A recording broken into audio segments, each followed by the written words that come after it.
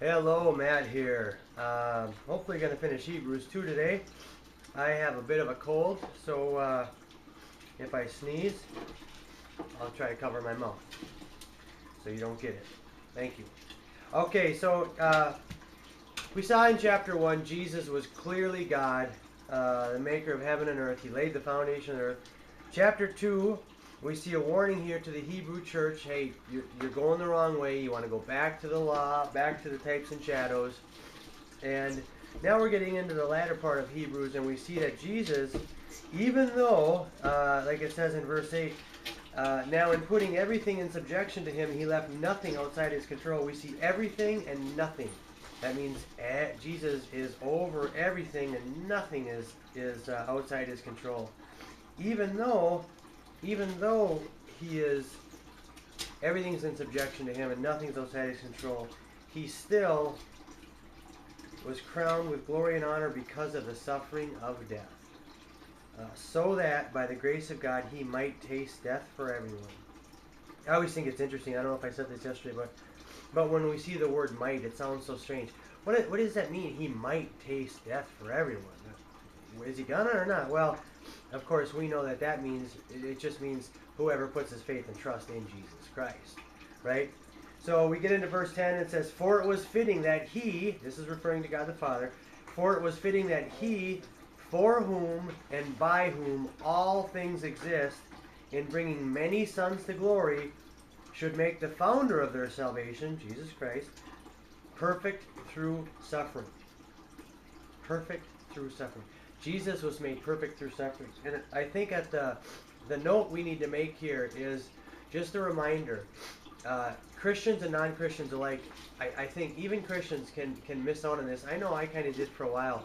We think of Jesus here on earth, and sometimes we think, well, yeah, he healed the sick and he did this and that, and we kind of discount it because he was God. But Jesus poured himself out.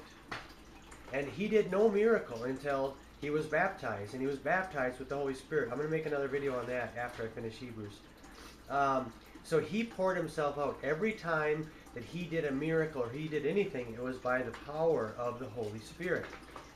Why do I say that? Because he needed to be the perfect sacrifice. He needed to suffer and to go through everything we went through. And he was made, through that suffering, he was made perfect. He was made perfect through suffering.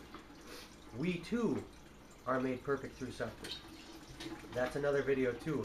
But there's some verses you can look up on this that I mentioned yesterday. James 1 through 8, 1 Peter 5 through 10, Colossians 1:24. I really like that, how Paul talks about suffering. And there was one other one that I really liked, Romans 5:3 through 5. But anyways, you can look those up on your own. Let's go on to verse 11. For he who sanctifies and those who are being sanctified, is talking about Jesus Christ and us. For he who sanctifies, Jesus, and those who are being sanctified, all have one source, God the Father. That is why he is not ashamed to call them brothers. This is so cool, you guys. Jesus Christ calls us brothers. This would never have happened if he wouldn't have humbled himself and left his deity and emptied himself out and came here to earth. If you hear that in the background, that's our snapping turtle going nuts. Down, boy! So Jesus Christ poured himself out, and because of that, he can call us brothers. Now, buckle your seatbelts, because this next verse is amazing. This is verse 12. He is not ashamed to call them brothers, saying, I will tell of your name to my brothers. In the midst of the congregation, I will sing your praise. Please listen to this carefully. Listen to this verse carefully. Meditate on this verse prayerfully. I will tell of your name to my brothers. In the midst of the congregation, I will sing your praise. This is Jesus Christ. He's going to sing your praise. Yes. In the midst of the congregation, in front of all the brothers. Who's that? That's all the saints. Past, present, and future. He's going to sing your praise in front of King David. You know, in front of all the disciples. In front of everyone who's ever been born again. He's going to sing your praise. I presume this is at the marriage feast. But this is amazing. This is, not only does he call us brothers, but he's going to sing our praise. And if you're like me, when you were early in the Lord, you would fly right by that, not even appreciate it. But that should make you do backflips. That's crazy cool. That's amazing. Jesus Christ is going to sing our praise in the midst of the congregation. By the way, what do you think it's going to sound like when Jesus Christ sings?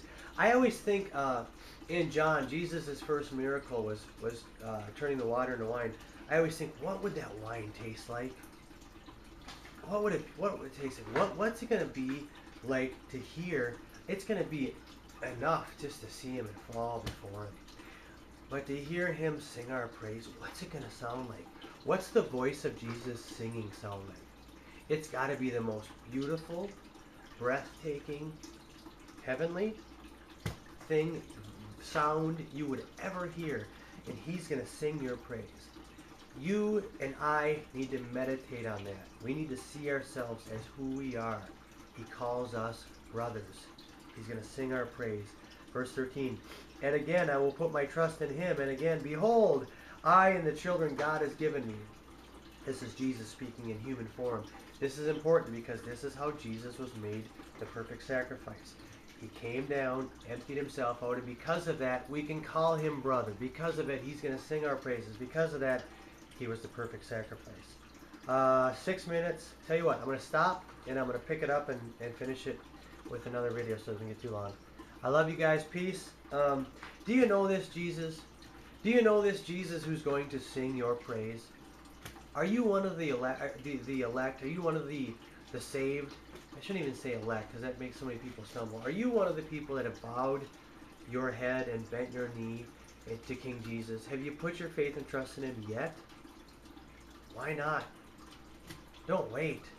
Don't wait. Every time we see a sign, a wonder, and a miracle, is Jesus Christ saying, worship my son. Worship him. Put your faith and trust in him today. Okay, next video is we're going to do 14 through the end. Peace.